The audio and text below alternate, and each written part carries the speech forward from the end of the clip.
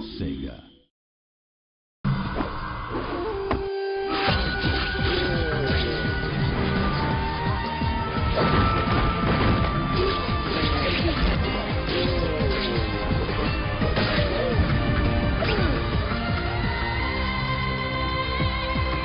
If you go back in time and you kind of reflect on how the combat was in the old games, it's very basic.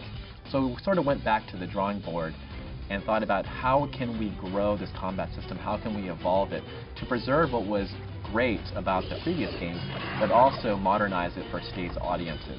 We didn't try to wrap that up in a lot of fluff. This is very much classic Shinobi action. The game revolves around Jiro Musashi, who is Joe Musashi's father. Joe is the original character in the arcade version. One thing I loved about the old classic Shinobi games is that pattern-based gameplay. There's a larger variety of enemies for sure, but we still have that classic feel. So you can pay attention to what an enemy does and eventually get really good at defeating them. It's what fans love, and also allows us to present challenges and enemy combinations that become more difficult for the player as they progress through the levels.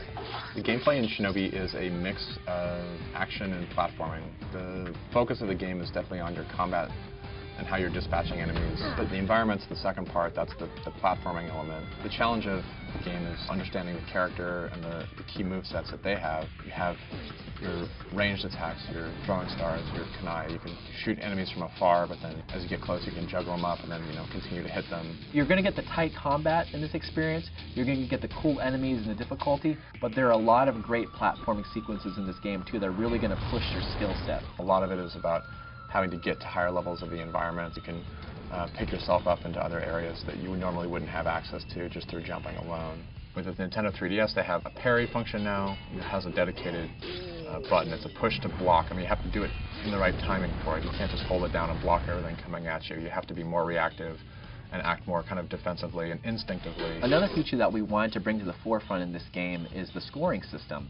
You know, the old versions of the game also kept track of score, but it's fundamentally more important in this version of the game. Going along with the scoring system, we have what's called a multiplier system in the game. If you keep killing enemies, your multiplier goes up and that affects your score. If you can keep that up, you can get higher and higher multipliers. If you're a very good player, you can go through, kill enemies in very stylistic ways, not get hit. Your score is going to go up, up, and up, and give you very, very high. That's sort of a nice way of differentiating Shinobi from a lot of the other action games. You can change not only the analog stick to the control pad, but you can change every button in the game to map to whatever you like. So, B isn't your preferred jumping button, or if you don't want to have the katanas on A, I mean, like, you can change all that for you depending on what your preferred stylings are. An aspect that we really wanted to keep from the old games is giving players all their movesets from the very beginning. We didn't want a situation where you'd progress through the game and you would unlock a move and then you'd progress on, you unlock another move.